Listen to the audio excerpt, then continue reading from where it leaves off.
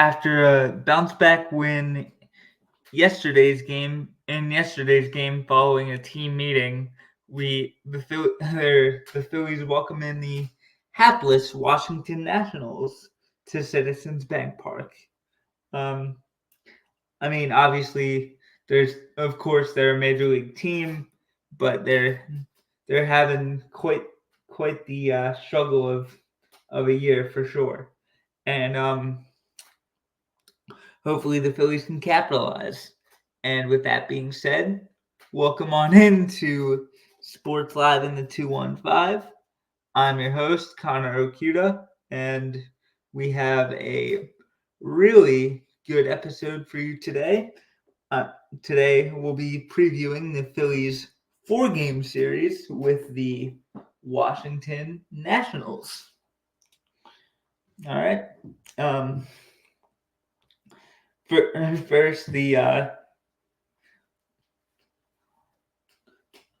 1 second.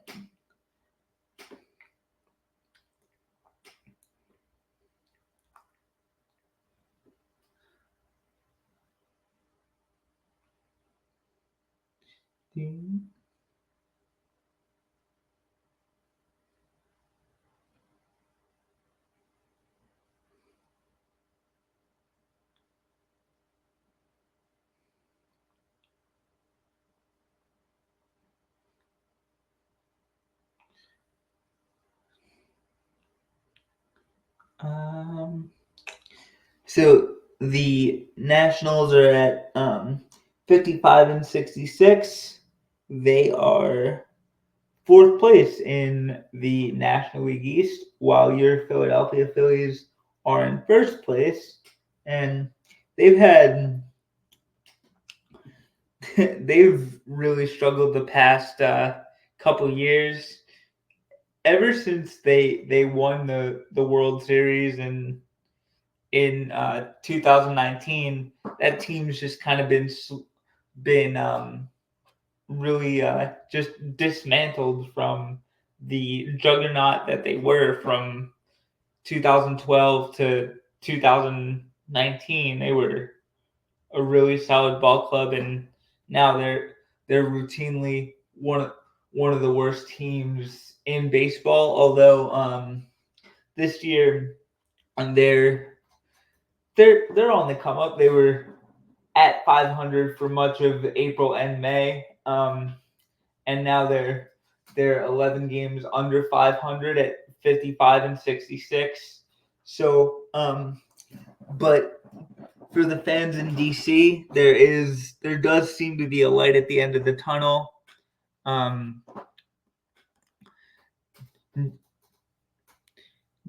James Wood is a really good young player, and Mackenzie Gore is rounding into form. Ditto for CJ Abrams.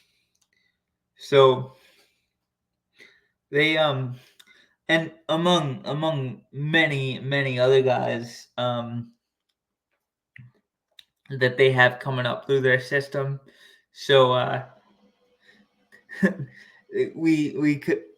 the Phillies could unfortunately have a new foe in the next couple of years. So, but we'll see how it shakes out. So, and those young players seem to be starting to pick up some real positive momentum or juju or whatever you want to call it. So that's exciting for that fan base over there. It's as much as I don't want to admit it. The future does look bright in our nation's capital. So, yeah. With that being said, let's get into the meat and potatoes of this series preview podcast, with the pitching matchups and players to watch.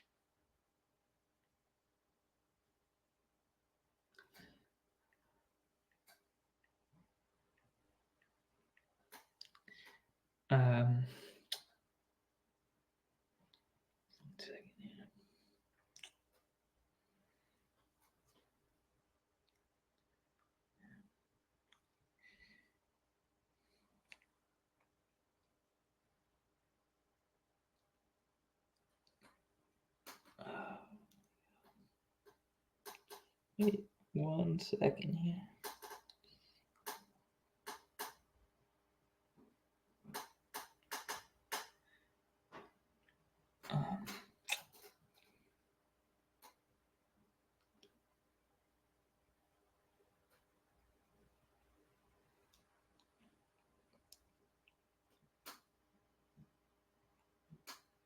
So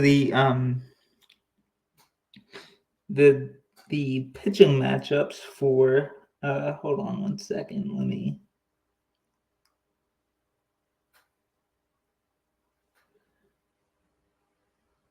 figure this shit out. Let me figure this stuff out.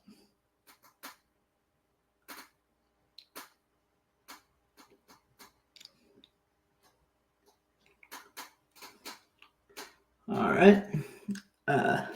Sorry about this, everybody. Give me 1 second. Figure this out. Here we go.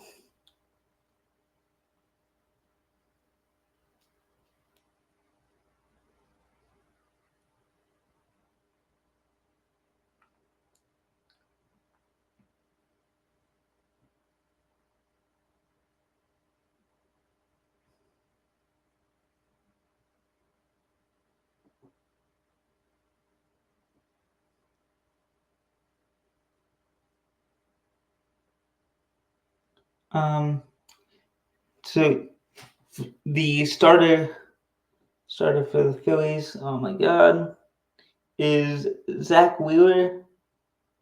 Me.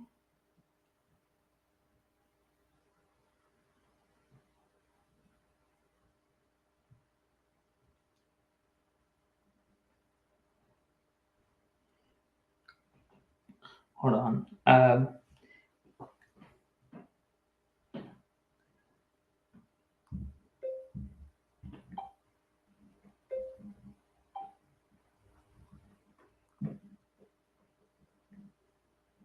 Here we go. So tonight's here we go. Tonight's pitching matchup is Zach Wheeler. Zach Wheeler will be going for the Phillies. He's 11-5 with a 2.78 ERA and a 156 strikeouts. He'll be opposed by Nationals left-hander Mitchell Parker, who is 6-6 with a 3.83 ERA and 92 strikeouts. And then tomorrow, the Phillies will send their other ace to the mound in Aaron Nola, who is 11-6 with a 3.60 ERA and 138 strikeouts. He will be opposed by the Nationals left-hander, or by another Nationals left-hander in veteran Patrick Corbin, who boasts the dubious distinction of having the worst pitcher contract in Major League Baseball. He's 2-12 with a 5.98 ERA and 97 strikeouts. Yeah, this is putting it lightly, but not great for a guy making north of $30 million. And the matchups for Saturday are Nats. The Nats will send young left-hander Mackenzie Gore, who's 7-10 with a 4.50 ERA and 130 strikeouts, against Christopher Sanchez, who's 8-8 with a 3.63 ERA and 104 strikeouts. And to finish out the series on a Sunday afternoon, the Phillies will send Taijuan Walker, hoping to bounce back from his horrible birthday start, to the mound, who's 3-4 with a 5.68 ERA and just 48 strikeouts. He'll be opposed by Nationals right-hander Jake Irvin, who's 9-10 with a 3.72 ERA and 122 strikeouts. Yeah, Irvin's having a really underrated year, and he's been solid for the Nationals despite the record. And you can say the same for Mackenzie Gore. So, despite the record of 50, 55 and 66,